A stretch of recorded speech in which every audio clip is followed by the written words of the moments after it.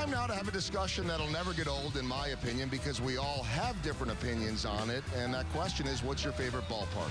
So we've got some criteria here. The first is, we're not going to pick Kauffman Stadium because everybody's either going to do that because it's the right thing to do, or maybe we just all love Kauffman Stadium. And I will say this, visiting players, broadcasters, and fans continue to rave about Kauffman Stadium. But as we came here to Marlins Park yesterday, almost all of us for the first time, it was a chance to get to our 30th active park. And so we're getting our first look at Marlins Park. They've got the roof, which was a problem in the past with all the rain and humidity that they have down here. 18 years that they played at a football stadium that was much more meant for the Dolphins. This thing cost $515 million. Also spent $2.5 million on that interesting sculpture out in the outfield. But overall, I'd say a nice park. USA Today recently released this one. Again, we all have our opinions, but they ranked Petco Park first, Kauffman Stadium sixth. There aren't too many people that are going to argue with what is on this list. There'll be plenty that argue with what is not. But I don't have too many complaints about any of those stadiums. But really, what's the criteria? Some people want good sight lines. They want the good food. Maybe for kids, they want activities. Maybe they don't want those activities. They just want good old pure baseball. And so there's amenities involved in all of that. For me, sometimes it's just a matter of what you have memories from. My favorite stadium growing up was Veterans Stadium, and that was the biggest dump in the world. But it was my dump that I grew up with in Philadelphia. But nowadays, there aren't any stadiums like that stadium, well, except for Oakland. So my favorites are PNC Park, which is beautiful in Pittsburgh.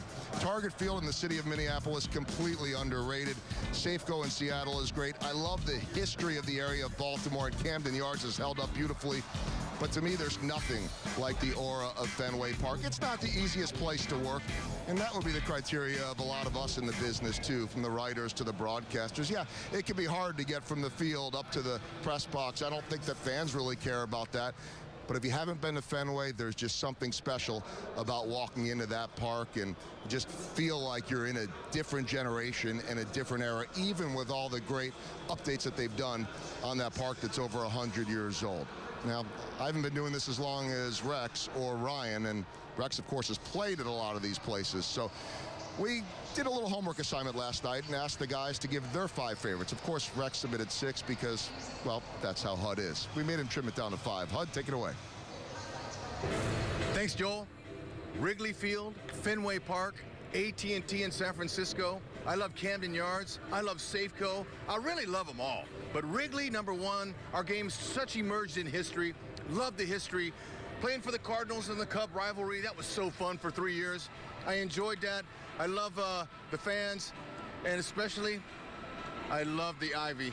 I love crashing into the ivy and pulling it off the wall. They hated that there. But you know what? It's against the law. Who cares? It's all about a W. Just make the play. Well, Safeco for me, I love the weather, especially going to Seattle in the middle of summer. And it's kind of tied in with Baltimore, even though the weather's different. For me, it's the city as much as it is the stadium, and I love seafood, and those 2 places are great for seafood. Fenway Park is like going back into history. There's no place like it. Dodger Stadium, I have personal memories there as a little kid, and that's where I grew up. And PNC is just simply the breathtaking view of downtown Pittsburgh.